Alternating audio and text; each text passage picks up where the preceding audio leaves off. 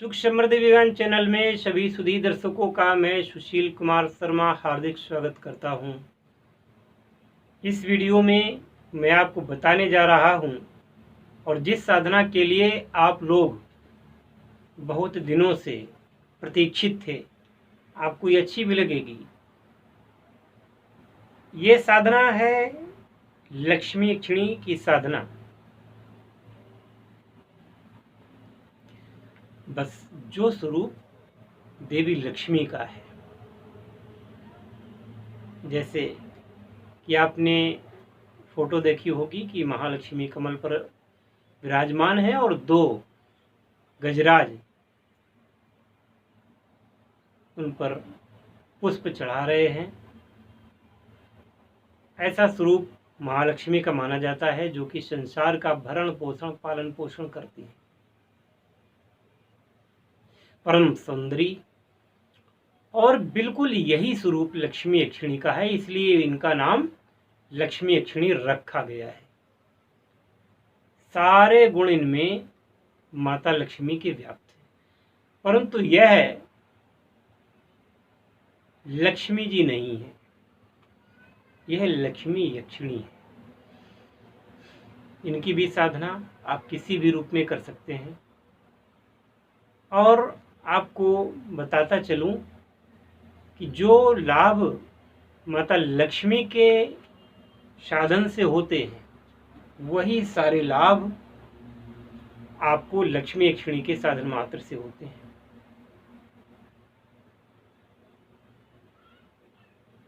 वह माता लक्ष्मी तो हमेशा मातृ स्वरूप में ही जाने योग्य हैं और भगवान श्रीहरि की अर्धांगिनी है, इसलिए उनका एक ही स्वरूप है माँ का।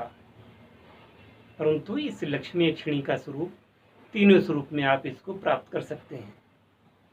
तथापि मैं आपको यही सलाह दूंगा कि इस यक्षिणी को आप उसी स्वरूप में साधन करें जिस स्वरूप में माता लक्ष्मी का साधन करते हैं, अपने नाम के अनुसार। यह है पद्मगंधा, पद्म पर आरूढ़ और पद्म कांति की है, जिनको देखने से, जिनका स्मरण करने मात्र से व्यक्ति का मन प्रफुल्लित हो जाता है, कमल के समान ही। ऐसी हैं ये लक्ष्मी यक्षिणी। और ये लक्ष्मी यक्षिणी की साधना करने से जीवन में धन संपत्ति की कमी कभी नहीं रहेगी। साथ में जब इनका आगमन होगा तो ये कभी ऐसे अकेले नहीं आएंगे। इनके साथ यक्षों का समूह चलता है, यक्षों का समूह हजारों की संख्या में, और इनको रथ पर आरूढ़ करा करके या पालिकी में आरूढ़ करा करके आपके सामने प्रकट होती है। और यह आपको ही दिखेगा, साधक को ही ऐसा महसूस होता है, क्योंकि साधक मंत्र जपते जपते जब तुरीयावस्था में पहुंचता है तो ये सारे अनुभव प्राप्त होते हैं। अब अगर मन में संशय होगा या कोई न्यूनता होगी तो ऐसे अनुभव नहीं भी हो सकते हैं प्राप्त। ये तो दैव वर्ग है, जैसे आपके सामने आना चाहेगा वैसे आएगा। लेकिन साक्षात्कार तभी हो सकता है जब बहुत अच्छे तरीके से विधिवत साधना होगी और पूर्व जन्म के कृत्य भी आपके खराब नहीं होंगे। क्योंकि ये लक्ष्मी यक्षिणी हैं, इनके साधन के उपरांत आपको मोक्ष की प्राप्ति, वैकुंठ की प्राप्ति निश्चित है। इसलिए ये थोड़ी सी कठिन भी कह सकते हैं। विकलाक्षिणी के समान ही इनका भी जो मंत्र जप है 1.25 लाख ही है, और कनेर के पुष्पों और घृत से, गोघृत से ही इनका हवन भी किया जाता है। तर्पण मार्जन भी विकलाक्षिणी की भांति ही किया जाता है।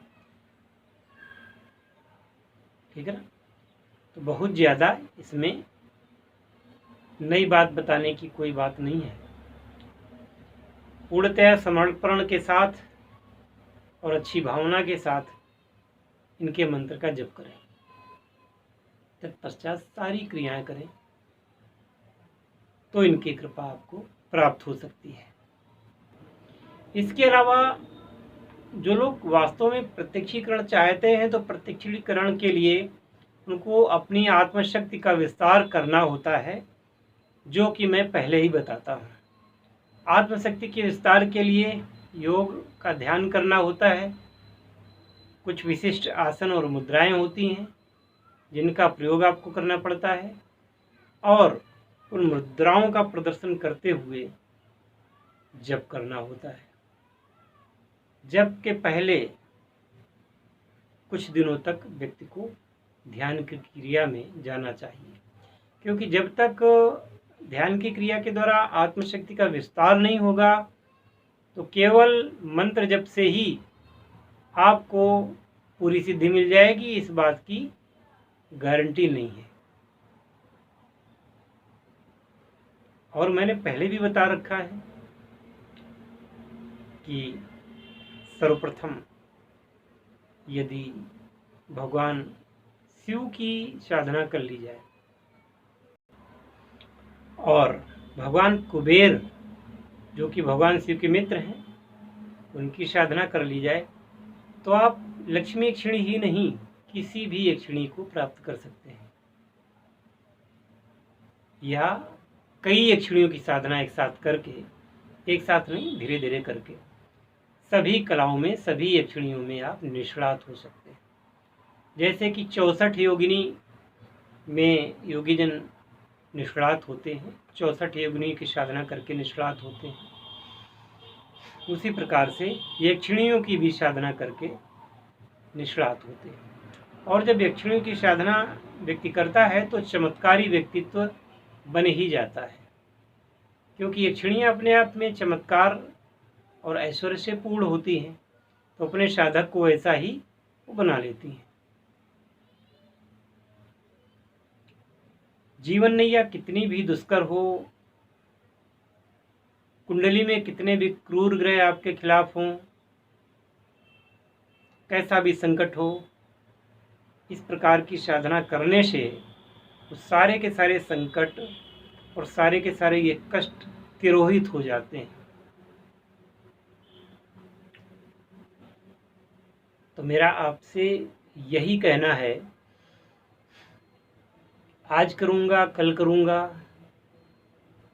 ये सब छोड़िए। मैंने अभी तक के अपने YouTube जब से मैंने चालू किया, इस प्रकार से मैंने कभी यक्षिणियों का वर्णन नहीं किया था और यक्षिणियों की साधनाओं का वर्णन मैंने नहीं किया था। ये आज मैं अपने मुंह से उजागर कर रहा हूँ। तो इस समय का और इस ज्ञान का भरपूर लाभ आपको प्राप्त करना है, जिससे आप तो परम दिव्य बन ही सकें, आने वाली पीढ़ियों को भी आप दिव्य कर सकें और इस धर्म ध्वजा की पताका को विश्व में फैला सकें। विश्व में फहरानी है आपको इस आर्ष सम्मान की पताका। सहायक होंगी आपके लिए दैवी शक्तियाँ, लेकिन ये कब सहायक होंगी? जब आप उनकी ओर कदम बढ़ाओगे। जब तक आप उनकी ओर कदम नहीं बढ़ाएंगे, वो आपकी ओर कैसे कदम बढ़ाएंगी? जो काम मुझे सौंपा गया है वह काम मैं कर रहा हूँ, और जिस कार्य के लिए आप आए हैं वह कार्य आपको पूर्ण करना पड़ेगा। मुझे अगर विधि ने आप लोगों को इस ओर प्रशिक्षित करने के लिए नियुक्त किया है तो मैं अपने धर्म को निर्वाह करूँगा। आपको इन साधनाओं के माध्यम से अपने जीवन को उच्चतर बनाने के लिए मैं आपका आह्वान करता हूँ, और आप निश्चित रूप से सफल होंगे ऐसी परमपिता परमात्मा से मैं हार्दिक कामना करता हूँ। हरि ओम। जय शिव शंकर, जय भोलेनाथ।